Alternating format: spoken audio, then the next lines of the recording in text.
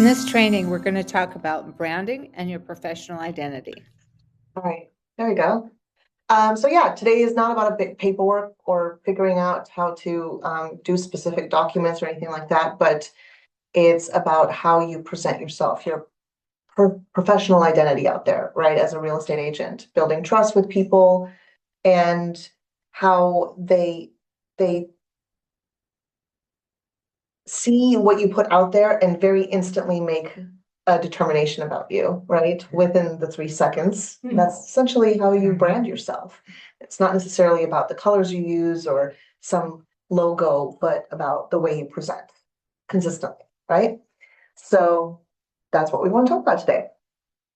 And that you're not just a licensed agent, you're a public-facing professional brand. And that's because this is a business of connections with people, relationships. You're not just some person they're picking off of a list and saying, I'm gonna go work with that guy. They want to know you, right? They want to feel comfortable with you. They want to feel like they trust you.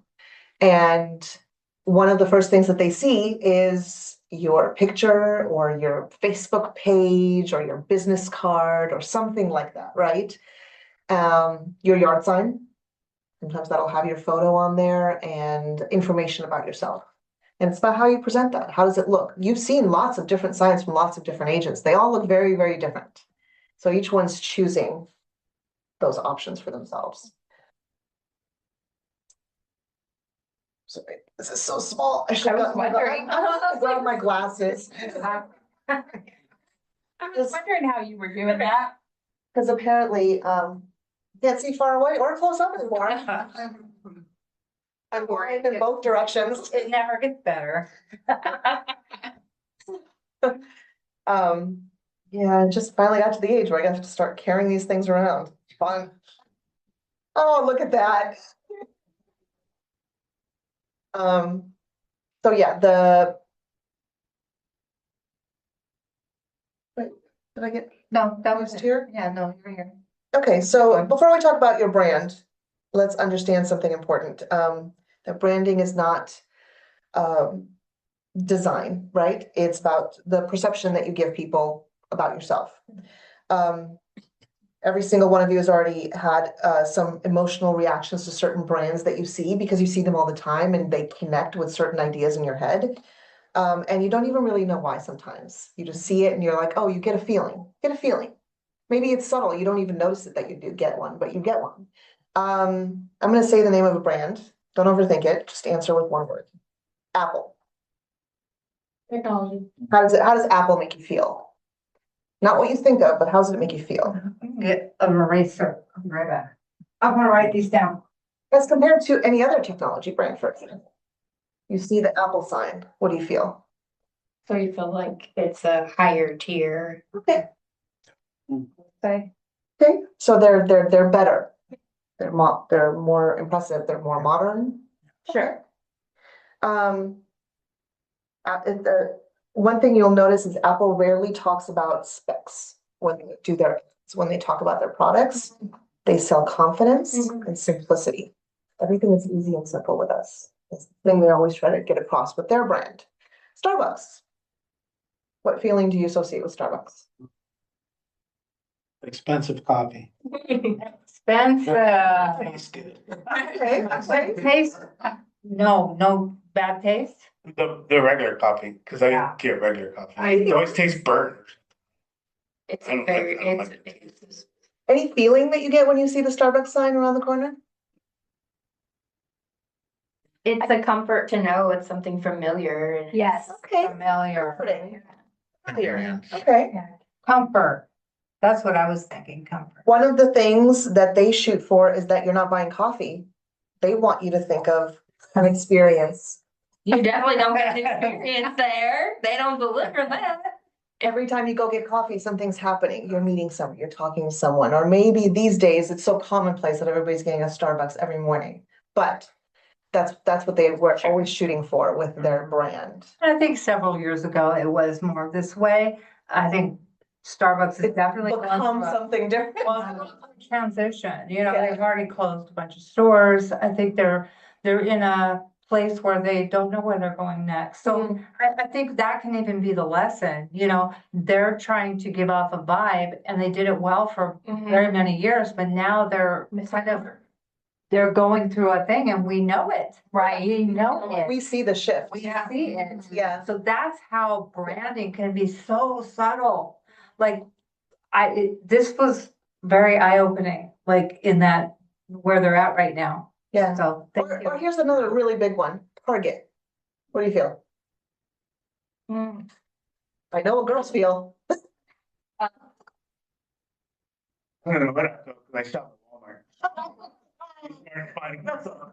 I think value. Definitely value, yeah, but also fun. I don't know, I see Target and I'm like, I'm not have to buy anything, I'm gonna go look around. I think Target will take all your money real quick. Yes, they will. It's a dangerous place to go. Yeah. Very dangerous. Especially with children. Oh, God. And they've always shot to stay a discount place that's affordable, but to make it like a more of an experience, an elevated experience, a fun thing. It's Target. Exactly. It's Walmart, it's the better than better Walmart. class than Walmart. Yeah. It's in price and spread. Oh, it's like Walmart, but without all the weird people there. Oh, my God. Sorry, Phil. Okay. I've seen so many Yeah.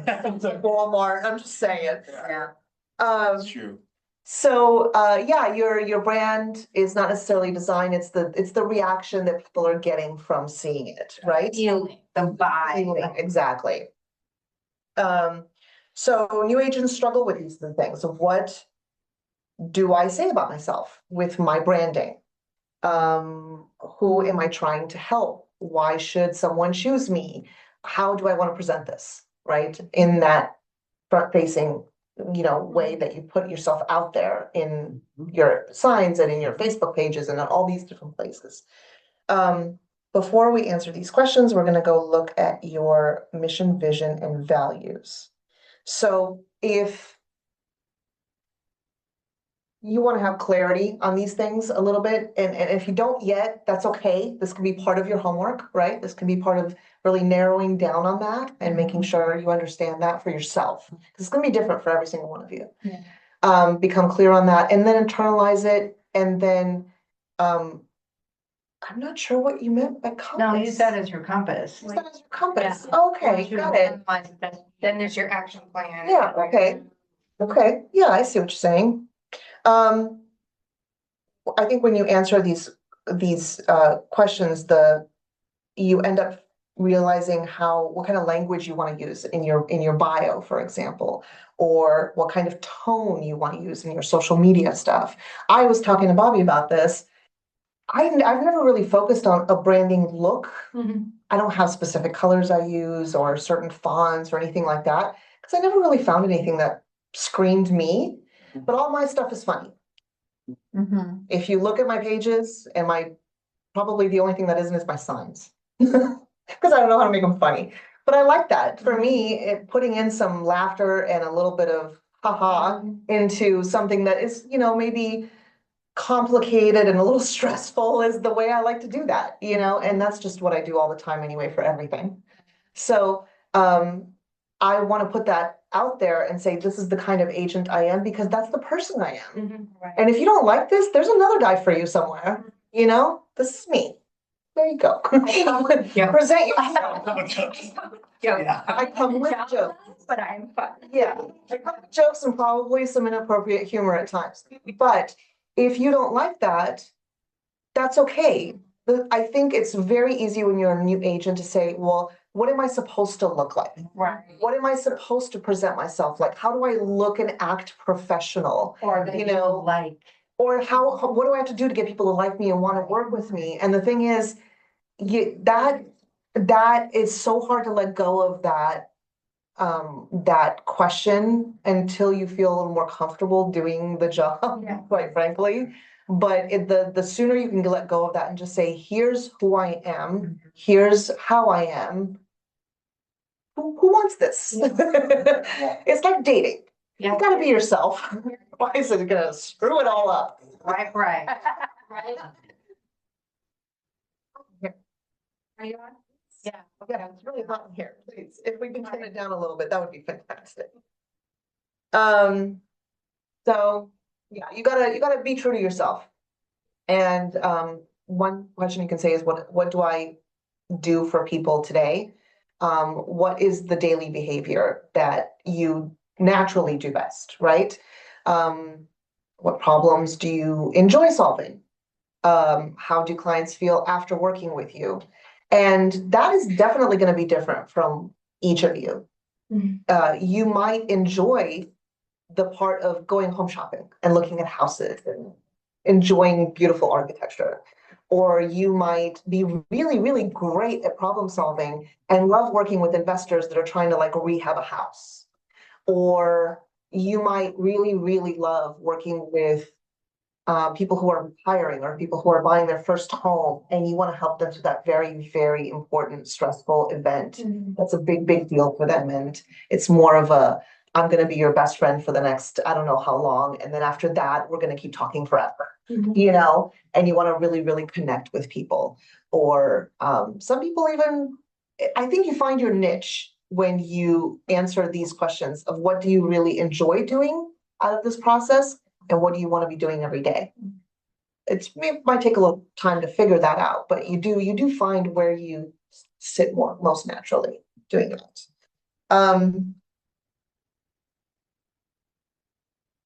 Let's go to the next slide. And it's cutting off just a little bit. Make me smaller. Oh, make me smaller. I can't make me smaller. You're as small as you. I'm as small as I Bottom can right get. corner. Okay, there you go. Thank you. Look at the techie over here. Okay, so your vision equals the reputation you want in 5 years. So as a little exercise, what do you want people to say when your name comes up? What would you like that to be? And what type of agent do you want to become known as? And when I say, what do you want in 5 years? I don't mean what are your goals for the next 5 years? I mean, what do you see your life as in real estate? What are you doing every day?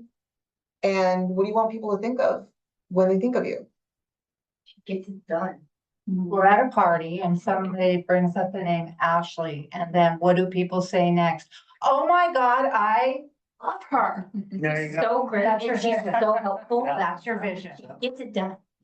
There you I think it's done. This.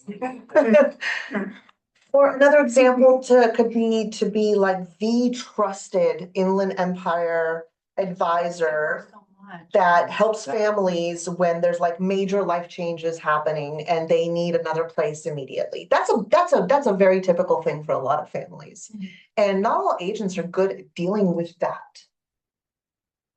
So those are just examples. You can think of what would be the thing for you that you would want, right? And when you kind of lock in to that idea, that's what your branding should reflect. That's what it should touch on a little bit each time, is towards that. Let's go a little further and say values. That would be more about how you work. Your non-negotiables, things that you absolutely have to have as part of the way you work. And this is the most useful part. I would think you can choose for example, you have transparency, responsiveness, education, helping people understand the process, staying calm under pressure. That's a big one. A lot of agents can do this. Some are really terrible at it. Being advocates and being involved in the community. I know that's huge for you. That's not such a big concern for other agents. Everybody picks their thing, right?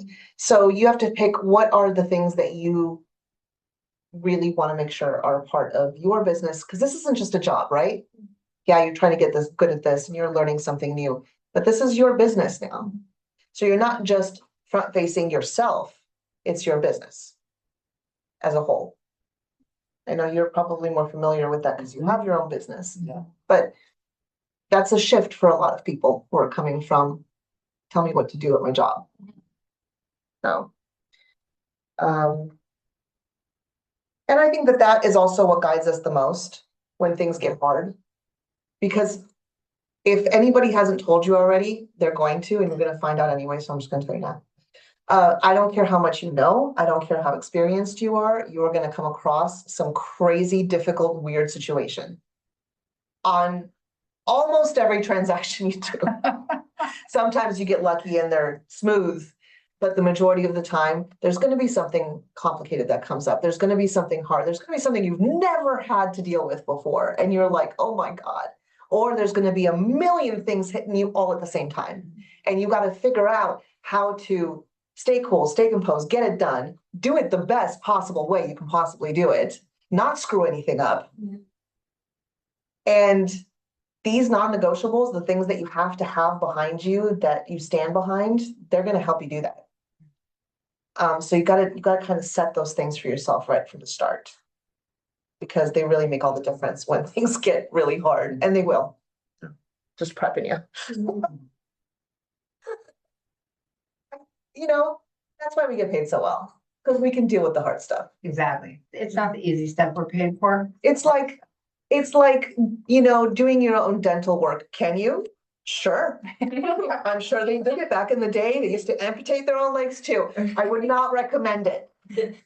Just use somebody who knows what they're doing.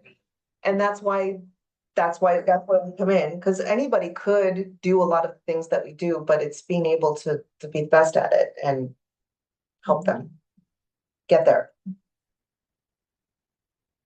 Now, I see that Bobby here had a little quick workshop, a little mini workshop that she suggested, where we write down your mission, vision, and values. And I'd like you to do that really quick on a little piece of paper or on that daily sheet. Just write a few words down There's a little notebook in there too. regarding. Blue book, there's a little notebook. You can always finalize this later. Just get some ideas on paper, even if they're just keywords. Take 5 minutes. Yeah, I don't need 15. and it's kind of a starting point. To You want to say, back up to mission and so they can get the definition. It makes it a little easier.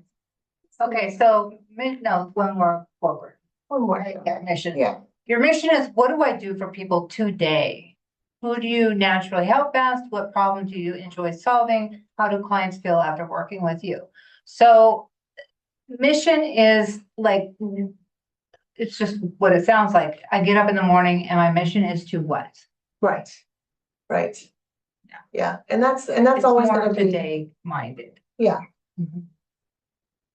And And then the vision is who you want to become and who you want people to think of you as down the line. The ultimate, it's the end game in 5 years. yeah. Or less, I mean, whatever, it's Or just, in you 1 know, year. Yeah, it doesn't have to be 5, but yeah, your vision. how you what's want your vision identity for to, you. yeah. And Well, the your values values. are the things that you hold dear, that are your non-negotiables, the things that are most important to you. Try to write down at least 1 or 2 for each. And they'll kind of be a starting point for figuring out how you want to write details about yourself in your marketing, in your bio, in your resume, in your paperwork, in your marketing, all of it. Mhm. So people need to know who you are. And these are the key things that they're gonna either connect with or not, right?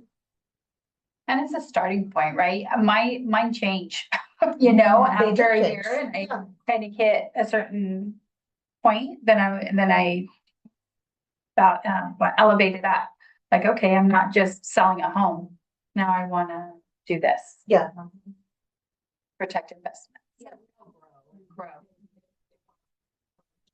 Values never changed, and we still want to be the most popular girl in our 2nd grade class.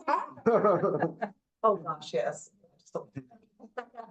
Even since I started with you, that this has totally changed for me, like 4 times at least, in a significant way. Well, your life has changed us. Yeah, Yes. yeah, but even when I was here, still just learning how to do transactions and working in the first few years, I realized what I thought I would like doing and what I thought would fit really well for me ended up being like, maybe not. I like this other side of it more. Wow. you know, and Cool. I was really surprised to figure that out, but you have to kind of go through it sometimes to know. So right now, it's, when I say it's a starting point, it really truly is a starting point. Yeah. It's not a big deal. You can change your mind. Okay, is everybody done with that little exercise? Okay. So branding does equal expectation, and that's what people can expect from you at the end of the day. People choose agents based on emotional safety. Will this person guide me? Will they protect me? Will they reduce the stress of this process? Your brand is going to answer these questions before you even ever talk to them because of what they see from what you put out there. One second. I gotta leave my mouse down here. Mhm.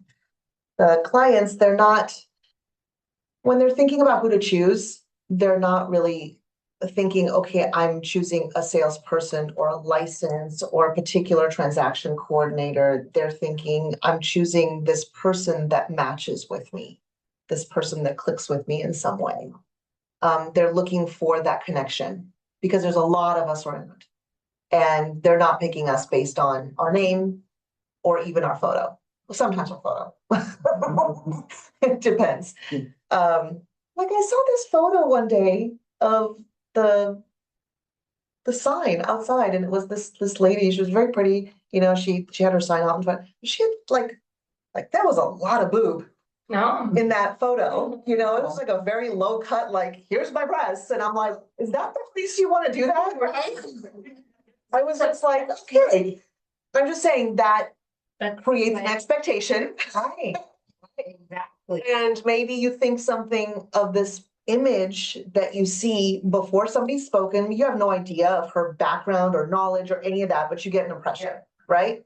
Like, just, you know, Be you want to be mindful. mindful of what impression you want to give. Clearly, that's the impression she wants to give. Right. Or she just missed the mark. Or she missed the mark. Yeah, Right. which is probably closer to the truth. Yeah. Mhm. Yeah. And now, you know, it's, hey, show them if you got them, but maybe not there.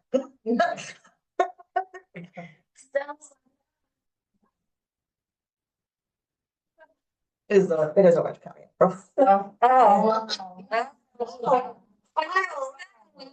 Yeah. God. That bad, huh?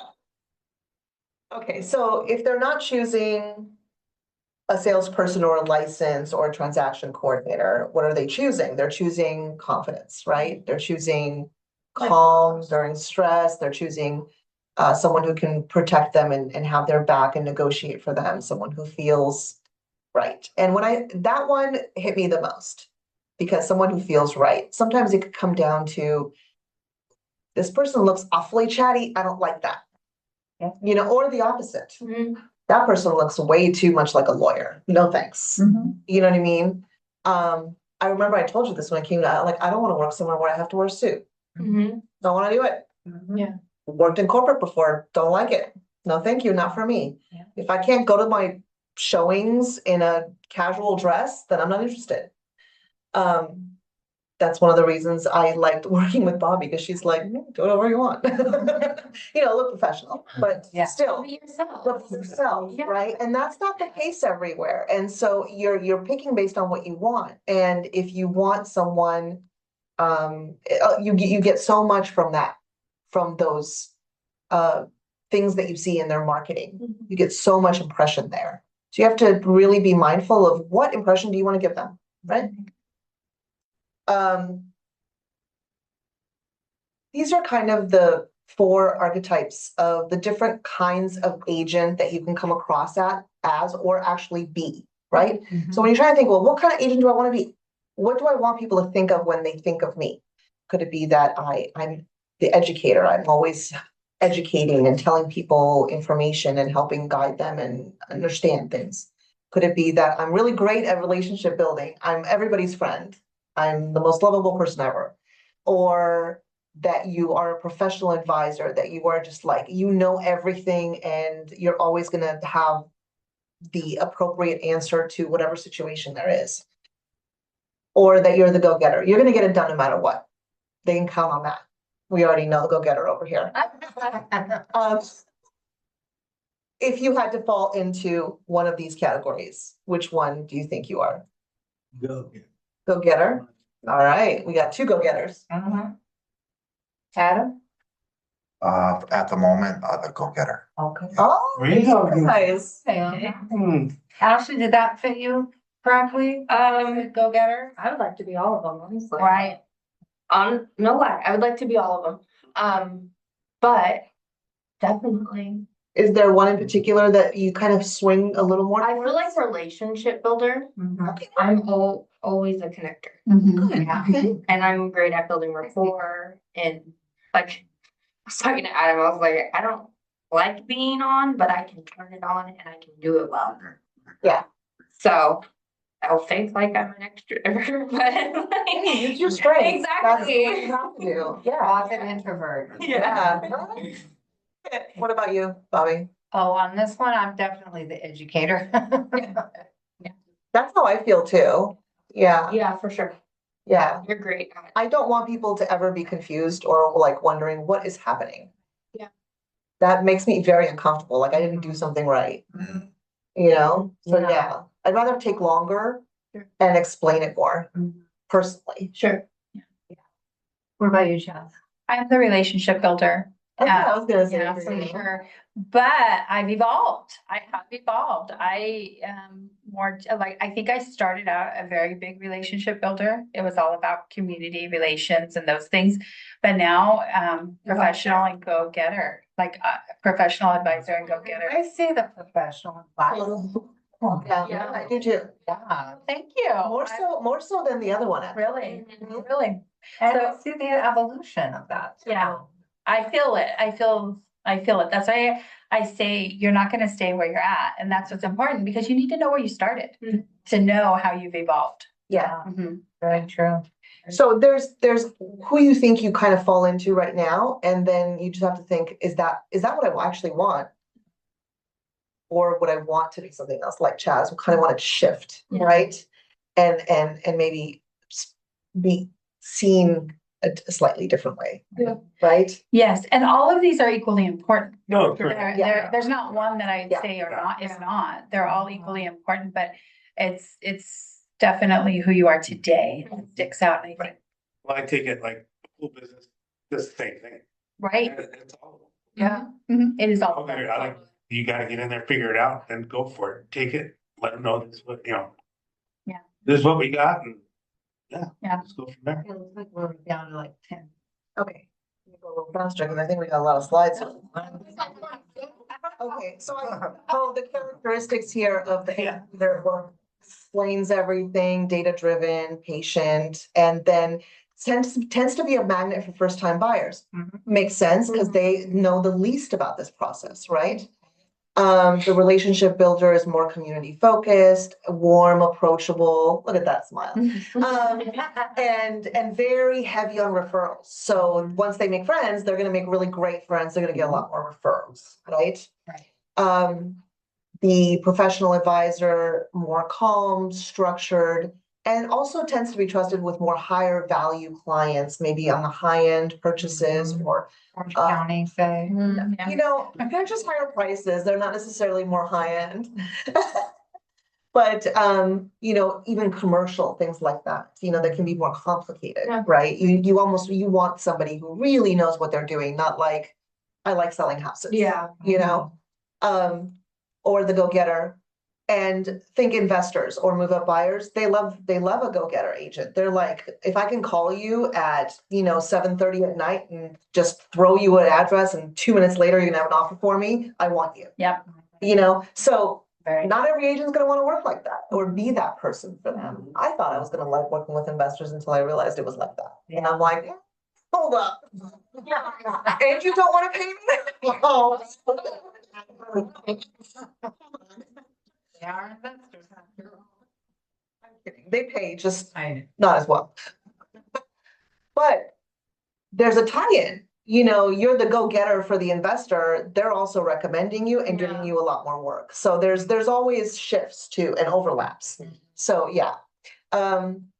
So none are better, right? But problems start when your branding says one thing, but your personality delivers another. Yeah. Your branding says you're super professional guy, but you show up in flip-flops and you're super casual, cracking jokes. That doesn't mesh and people get confused and they go, what did I get myself into here? So you just want to make sure that it puts out what you really want. Yeah. Okay. Some things to keep in mind regarding the branding choice. Or your archetype, so, it's going to affect your choices in your headshot, your Yeah. bio wording, your email tone, even your fonts and colors, and your social posts, depending on which archetype you are. Thank you. For example, headshot style, if you're a relationship person, you might want to be more approachable looking rather than an authority type picture, right? Right. We have a little exercise here that you can complete now or later if you want, but how do I want clients to feel after meeting me? What is one strength people already compliment me on? What type of clients naturally match my personality? And what do I never want clients to feel? So these are questions that I think if you answer them, they're going to really help you figure out how do you want to come across. I think Right? we could do that now. Yeah. Just take a couple of minutes. Pick one word each. It's gonna help with the next exercise.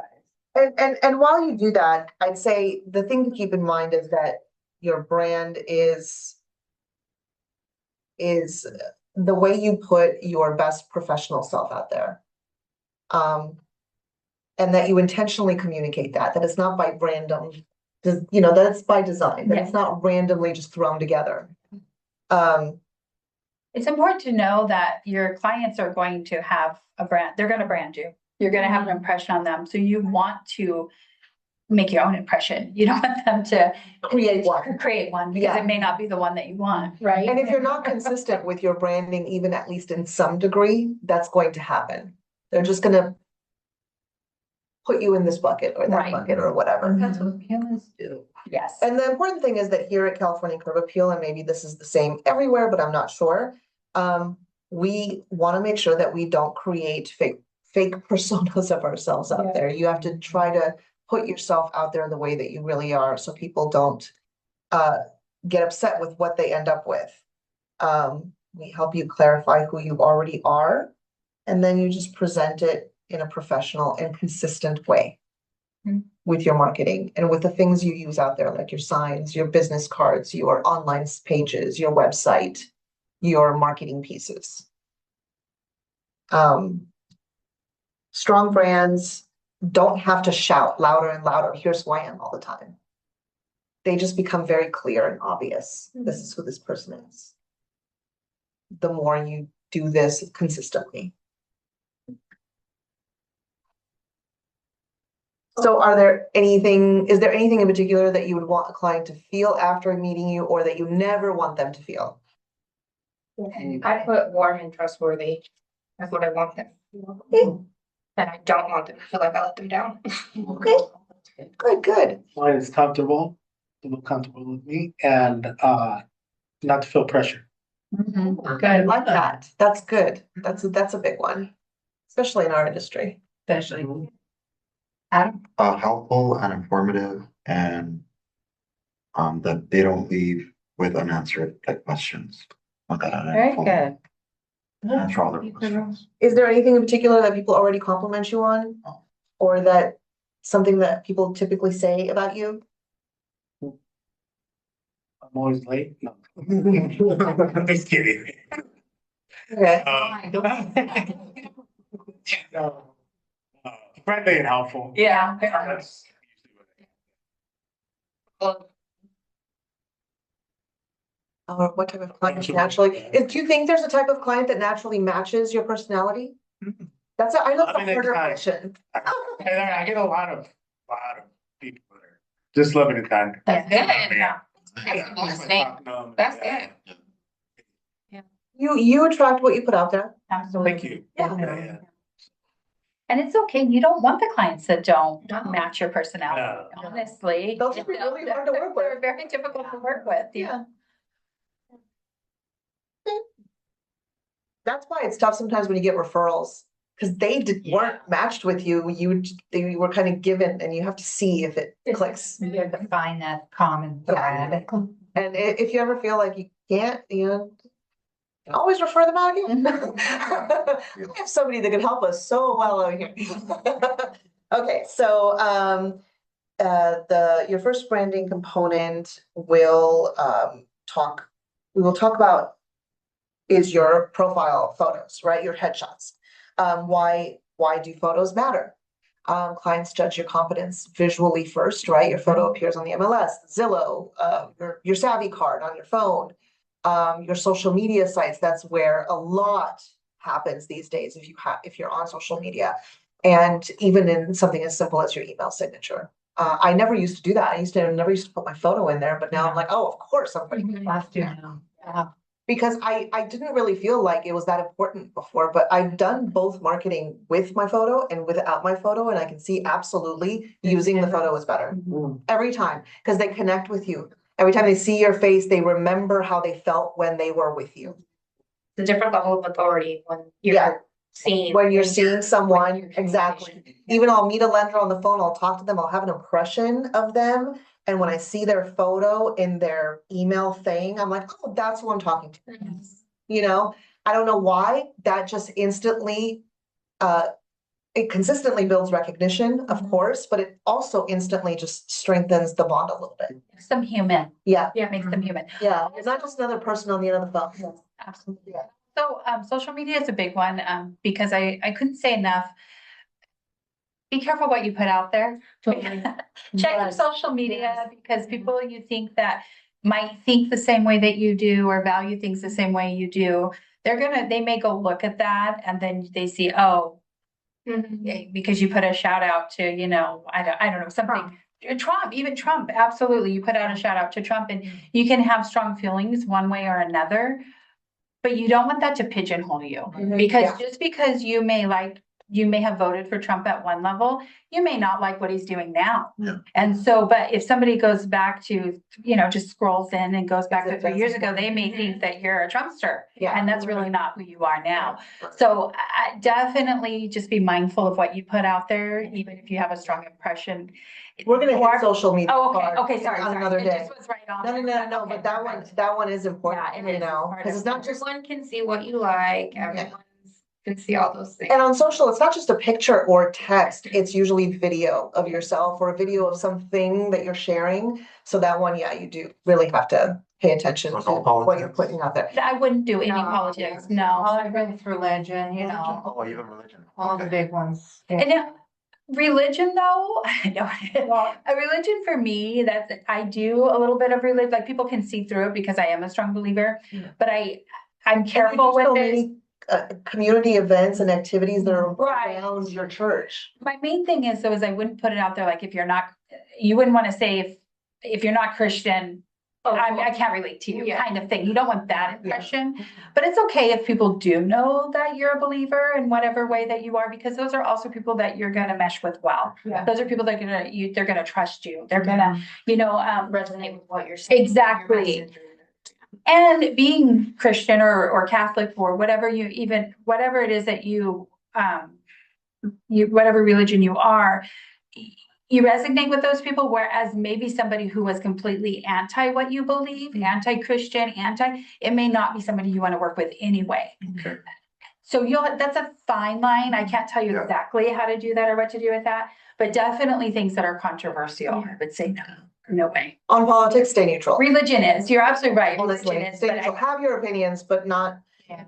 There's Yeah. a Go place on where you your market your business page about it. business and yourself, yes. and then there's other stuff. On other places, talk about whatever you want, where you market yourself as a business Yes. and as a professional. Do that. And I think that's what you were saying, right, Bobby? I Yeah. think that is, Yeah. like, if it's your business, you don't market Yeah. your religion. Yeah. Yeah, I wouldn't say. Yeah. But if it's your personal page where people are looking to get to know you, it might be okay to put something in there. People are gonna Google you, they're gonna find out everything anyway. What you were saying, Chaz, just be mindful. I don't think there are any hard, fast rules. Just be mindful. Just make sure it's saying what you Yeah. want it to say versus what people are just going to imply, Yeah. right? And come to their own conclusion. They're gonna do that a little bit anyway, but just be mindful of that, because the headshot, even something as simple as your photo, right? And this could be headshot, it could be here, it could be body shot, whatever, it's the way you look. It communicates approachability, competence, stability, and whether you're the local expert or not, right? If you are selling beach homes in Laguna Beach and you look like you surf all day, well, then you're probably the local expert, right? Right. Do you know what I mean?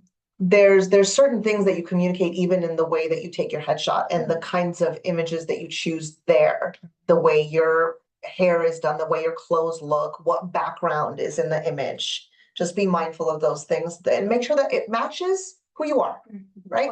Phil picked up on that right away. Yeah. Because he did the AI photos. And they give you a large sampling of all the different looks.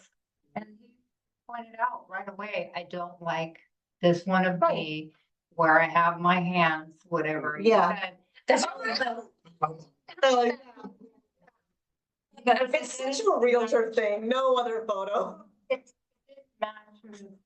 Yeah, and I think that was very intuitive and exactly kind of what we're talking about. Yeah. If it doesn't feel right, then. Correct, yeah, of course. And using things like clean backgrounds versus not a lot going on behind you. You don't want carnival behind you because that's distracting. They're looking at that instead of you. The right framing, you don't want to be like from the side going, hey, a natural smile. Don't be like that, let's not have JCPenney looking Yeah. here, professional clothing. You're dressed nice, but relatable to the clients that you're shooting for and to who you are. I'm never gonna do a photo in a business suit because that's not me. If AI puts a business suit on me, I'm gonna go swipe because I don't want that. I don't want them to think that's how I'm showing up, because then now they have a certain impression, right? And then it says avoid selfies, busy backgrounds, sunglasses, heavy filters, or casual party photos like you're just having fun. That's fine maybe in your pages when you're trying to show here's my private social life in addition to what I do at work, but not in your like bio photos or anything like that, right? Keep that one a little more professional.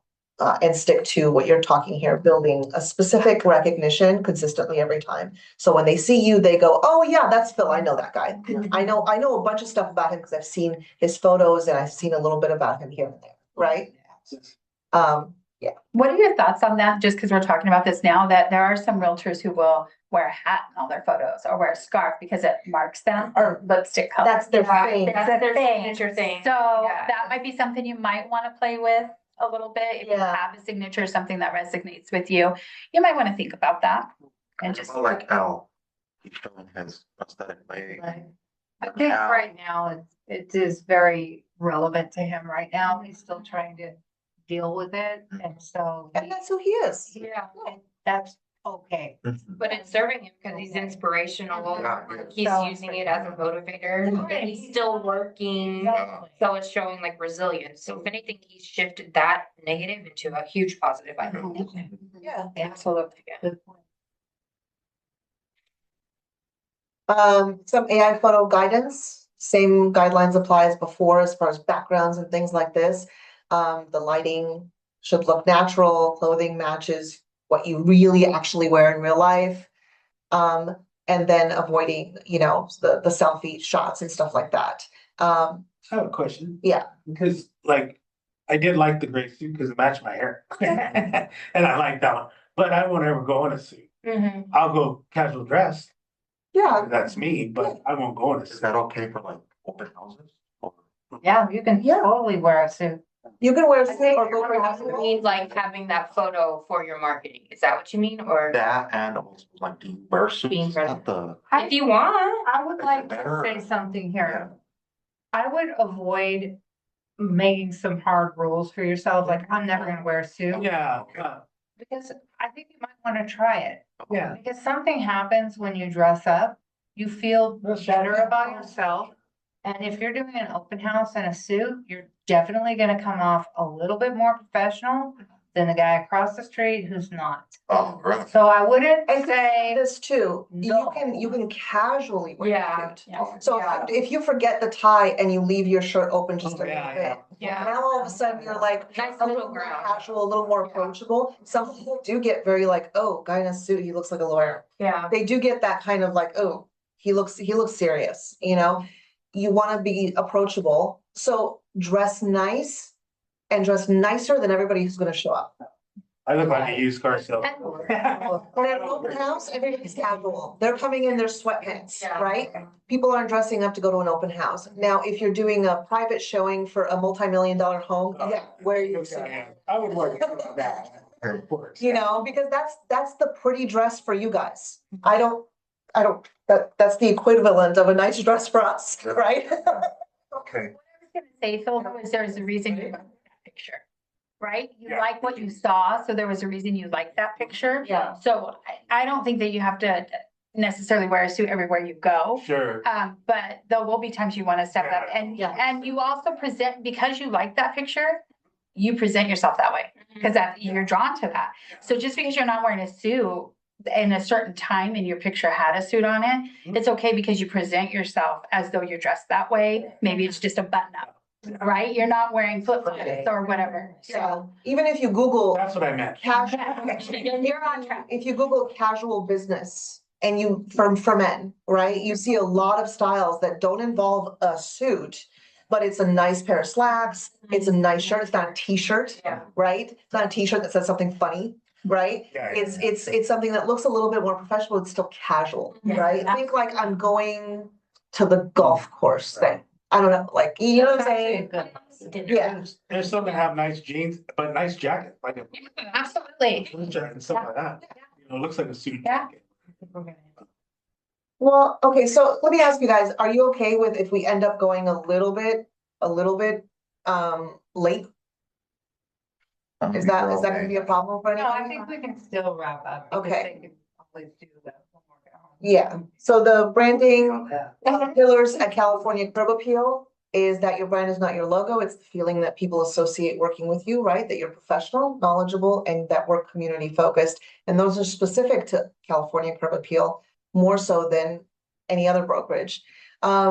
The rules for brand consistency is that you try to use the same photo everywhere, and also really important, using the same name format everywhere. Don't call yourself one thing here and then another thing here, because then when people Google you, it's harder for it to find you, and it's harder for people to like make that instant recognition. I chose that Ask Monica Now thing, and I'm using it everywhere, right?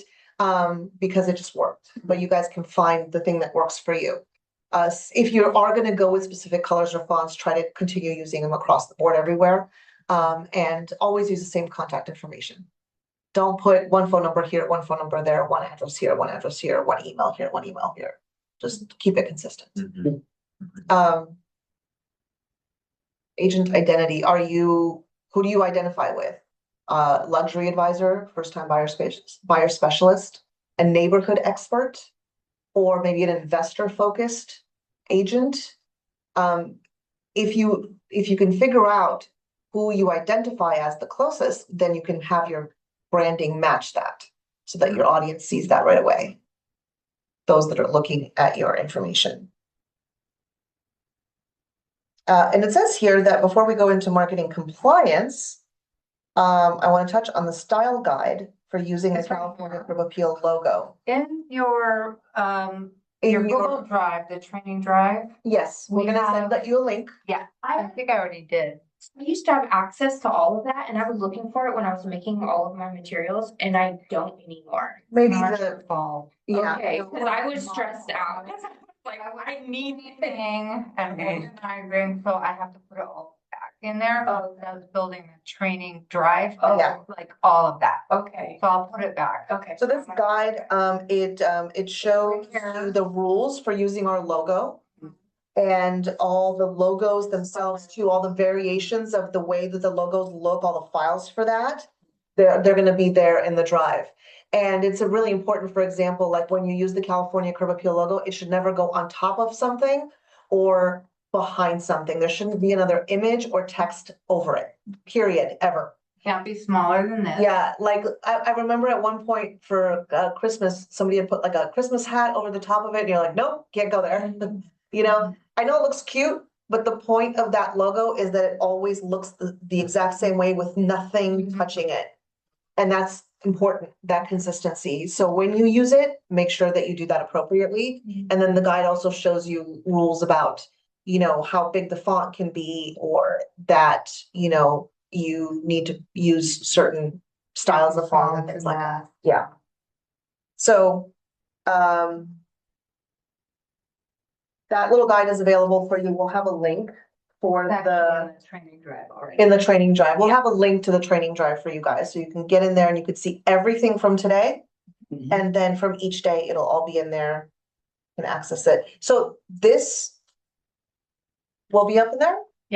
The style guide's in there, and then also the DRE marketing. The Well, slides? And the slides are in there. Okay, because I think the slides are gonna be helpful if you want to go back and review some of this information, you know? And people who can be here obviously want.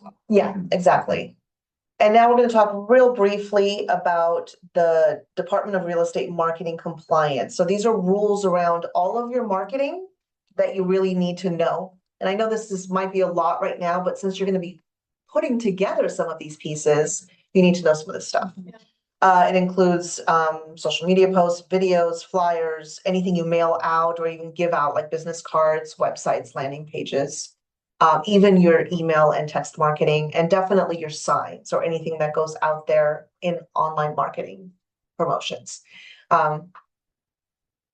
If the rule of thumb is if the public can contact you because of it, it's considered part of this type of advertising that falls underneath these guidelines. So it wouldn't necessarily maybe apply to like an internal marketing piece within us, within our group, but if you're giving it out to the public. Yeah. Only licensed real estate brokers or salespersons may advertise themselves as being called a realtor, a broker, an agent, or a salesperson, or those common abbreviations, right? And realtor, even more specifically, has its own rules and trademarks, exactly. Some materials are considered first point of contact collateral being types of marketing pieces, such as business cards, flyers, emails, websites, your signs, and social media. Because sometimes that's the first thing they see of you, and they haven't seen anything else. They may have not even talked to you yet. And in these first point of contact pieces, your name needs to be in there, your full name, not just Bobby. And I don't know, are you required to use Roberta or Bobby? No, I can use whatever I'm using. Whatever I you, can flip flop, okay. but if I start using one name, I have to. So because you go by Bobby, that's fine. Right. You can use it, okay. Your license identification number, the DRE number, and I don't know that it actually needs to have DRE and a number sign in front of it. Sometimes you could just put the number there, right? The responsible broker's licensed name, in other words, California Curb Appeal. And when we do that, does it need to say California Curb Appeal RPS or California Curb Appeal? It can say RPS, but it has to be the full name. At least California Curb Appeal. In other words, don't put Cal Curbs, things like that. Or the logo. The logo will qualify as the broker's Yeah. name, license name. Sometimes what I'll do is I'll use the logo California Curb Appeal, and underneath it, not over it, but underneath it, I'll put the broker license number. And now I have all those things there together. And it's the one thing is that the broker's license number is not required if the broker's name or logo appears alongside the person's name and license number. Sometimes I'll put it anyway, but Yeah. I always do like as a rule of thumb, that way I'm never out of compliance. yeah. What is this for? Flyers or? All of of that that first time of contact. All those things. All those. Business flyers, business cards, flyers, emails, your website, a Anything yard sign. facing. Even if you do it, let's say you do a social media post showing a house You still have to. That put stuff should be at the in bottom. there. In your caption, Yeah. that stuff should be at the bottom. If you're just putting a picture of a home and all the information is only in the picture, then it better be in the corner somewhere. Got Yeah, And then another thing too, I've noticed is if you're marketing someone else's property, you have to put their information in. you do, now you do. Caption as Yeah. well. Yeah. Just so you know. Core advertising principle is all advertising must be truthful, clear, not misleading or deceptive, and substantiated if questioned. In other words, if somebody comes back and says, oh, what does this mean here? Or is this correct? You have to be able to show, yes, it is. Don't ever mislead there or just make it seem like something other than what it is. And that's especially if you're like, you can buy a home with 0 down. Mm-hmm. You have to show that you have a program. Yeah. You have something, it's, And like, for example, starting January 2026, there was a new assembly bill that passed that requires real estate agents to disclose when images in a property listing are digitally altered or AI generated, or they're virtually staged, right? So if you have virtual staging or the sky was changed, right? Or they added grass or made it look green, even though there actually isn't. You have to make a note of that because otherwise it's not true. It's misleading. And people think they're getting something different than what they're getting. So yeah, you have to be honest about that. And the basic thing is that this is called core advertising principle. It's carelessness or ignorance is not a defense if the advertising is misleading. So if you didn't know the rule, it's not a good defense. You're still gonna get in trouble for it, right? So you gotta make sure that you're following the rules and know what they are. If you're not sure, check before you put something out. If you're not sure if something looks appropriate, you ask your team lead to review it before you put it out. Even if it's a post or a marketing piece, I don't care, I'll look at it all day long. Bobby can look at it, other people can look at it and say, okay, this is appropriate. You're not doing anything you shouldn't be doing here. So, yeah. You just talked about that. Yeah, I did.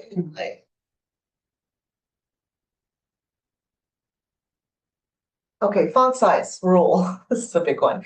At least as large as the smallest readable text used in the advertising. The font, in other words, they're trying to get away from there's being some font on your marketing that's so small they can barely read it and all the other fonts huge.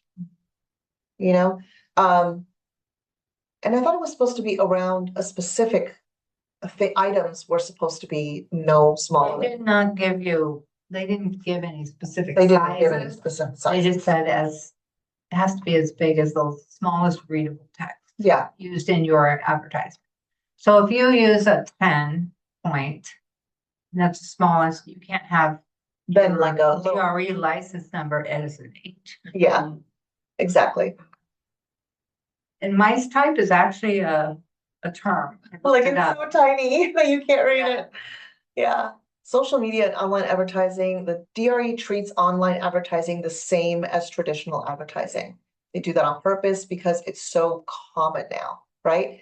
So all those things about your license needing to be disclosed and included and your broker being identified and everything required to be truthful and current, that applies to any online advertising as well, including social media. If you control the website or page, disclosures must appear there. What What's the disclosures are they question? talking about that? License status disclosed. Oh, yeah, So, when it first started becoming popular that you advertise online on social media, there was a question whether each post had to include your license number or it could be on your profile page. yes. And So, it can be on your profile page. It has to exist somewhere though. If it's not on your profile page in your header, then it better be in every post. But that's why when we talk about social media and setting that up, which will be in a couple of days, we'll talk about the way to optimize that so that it does have all the things you need so that you can do posts where maybe you don't necessarily have to add in all of that info. Sometimes I do a post and I don't even put my name and number. because it's just a funny post, Mhm. right? Still about real estate, but I'm not trying to get people to call me with it. I'm just, you Right. know, like, hey, remember me? Don't forget about me. Yeah, those I think are different. I think Yeah. if you're promoting a home. That's or- different. Or a Exactly. sales, there's a call to Yeah. action or. Right. Yard signs, open house signs, directional signs. If it includes your name, then it becomes a first point of contact advertising because somebody might be driving by and that's the first thing they see of yours. So that one needs to have your name, it needs to have your number, and it needs to identify your broker. Every time. So when you, yeah, so when you make your open house signs and your directional signs or even your yard signs, those have to, you know, fall within those guidelines. And those should always be run by the office before you go to print. Well, if you, and correct me if I'm wrong, if your directional signs are just an arrow, it's okay because it's okay because your name and number is not on there. But anywhere your name and number or contact Yeah. information would be, that's when you have to have the logo or the. Exactly. Right. If the sign includes your name, that's when you need to make sure that you have the number and the brokerage too, because otherwise they don't know who you are. Exactly. And they can't follow up and go look you up. At the end of the day, people need to be able to look you up and see, is this an active agent? Is it an agent that has a bunch of stuff on their record? Who is this person? What do they work with? What company do they work with? Prohibited practices. Advertising may not be false or misleading. We talked about that already. Use bait and switch pricing. Can't tell them it's one thing and then they show up with something else. Advertise unavailable offers, like maybe we'll give you the option to lease, but then they show up and there isn't one. Misrepresent experience or credentials, aka your own experience and credentials. You are allowed to say that we have sold this many properties, our group, our team, things like this. You can use that kind of language, but you can't say I did unless you did. Mhm. Imply unearned designations. Sometimes people say I'm a something specialist. And if that's a designation that you can actually earn through credits and teaching and a course and things like that, then you shouldn't imply that you have it unless you actually do. Saying you're a neighborhood expert, I think is a little different because that's just, I know the area. Yeah. Or use discriminatory language. Obviously, that is never allowed in anything we do, ever. Realtor advisor. What's that? Realtor advisor. Yeah, That's okay. realtor advisor? Yes, I would, That'd be a little redundant. that, it might be a little redundant, and I think people would go, what does that mean? You know, unless you can clearly say what it means, you have to think how do other people understand? Who aren't in the industry, who don't really understand what you do. Perhaps you could say home buyer advisor or home seller advisor. That would be more specific. Just an idea. Okay.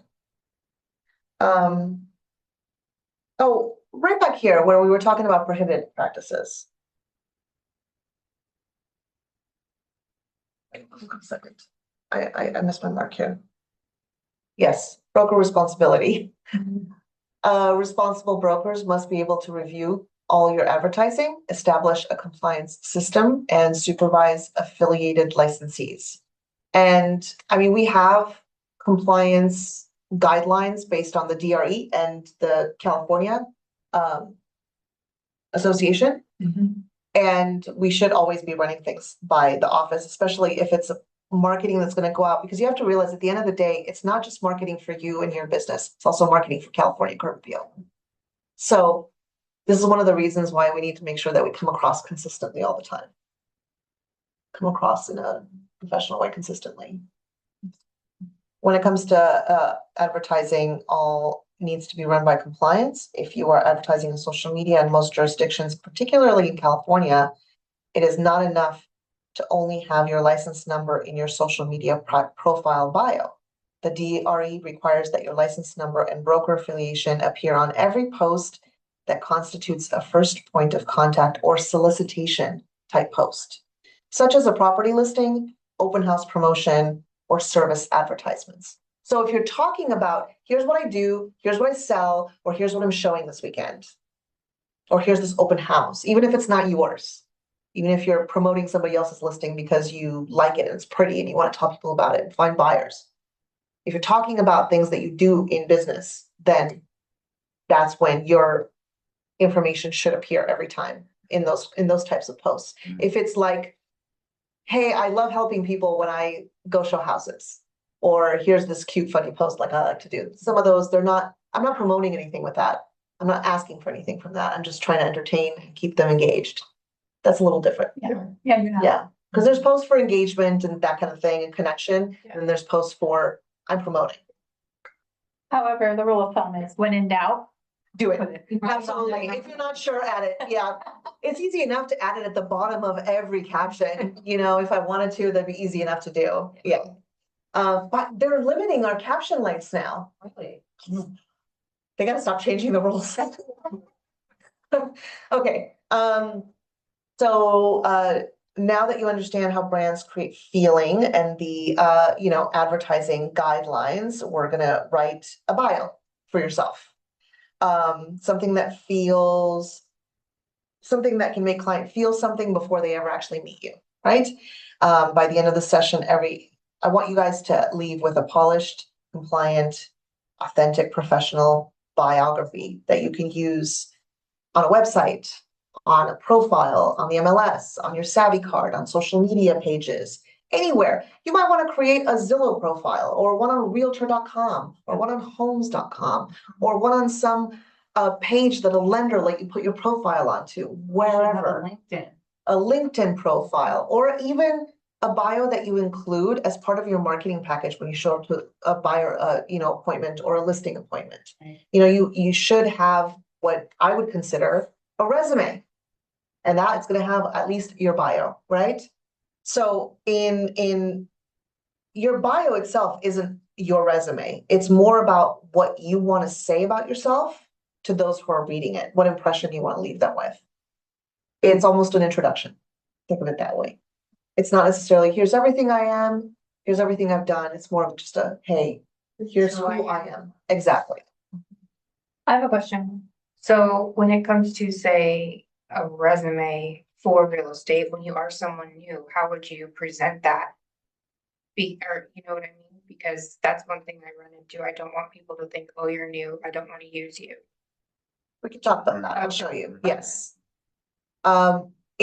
If we're just talking about the bio right now, which is kind of the starting point for that, a strong one should show them who you help, how you can do that, what makes working with you different than every other agent, because there's a lot of us to choose from, and why clients feel confident choosing you. So sometimes things that you've heard from your clients, or not necessarily even your clients if you've never had any before, but it could be people you've worked with before, or those that are closest to you that can talk about your qualities. And before typing anything, write answers to these questions. Why did you get into real estate? Who do you naturally enjoy helping? We've gone through some of these already today.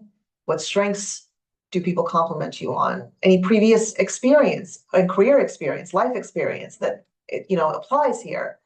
What makes clients feel comfortable with you? Or your community connections, for example.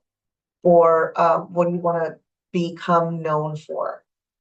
And not just because I want to help you.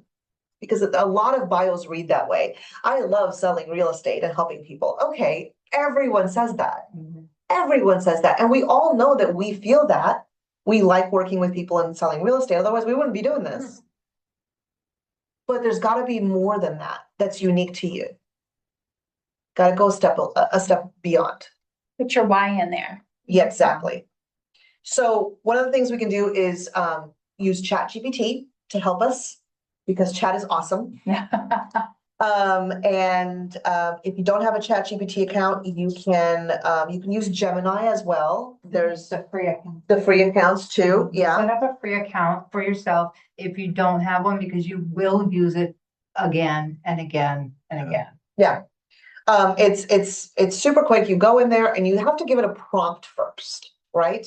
So that the prompt that you give a chat GPT or any AI is usually the thing that's gonna give you a better response or a better result, right?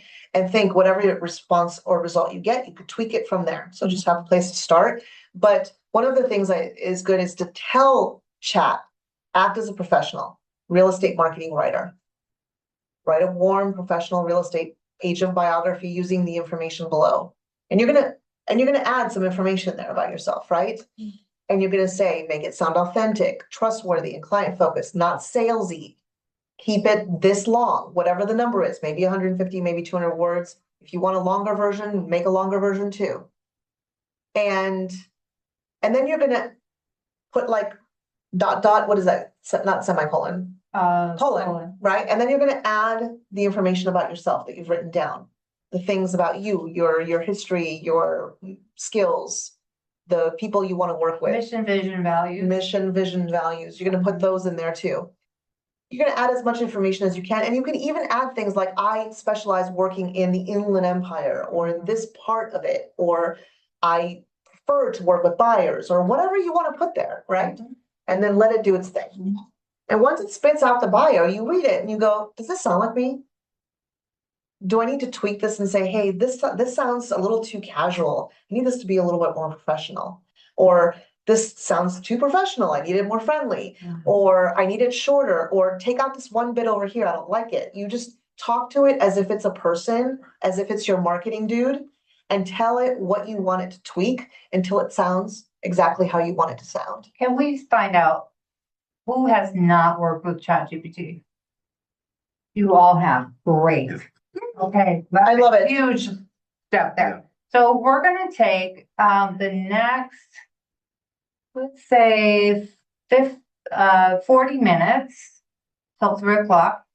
And you're going to go ahead and write your bio. We're gonna be here to help you. Yeah. And if you need a break right now, now's the time. Right. Thank you for watching. Now go ahead and write your bio.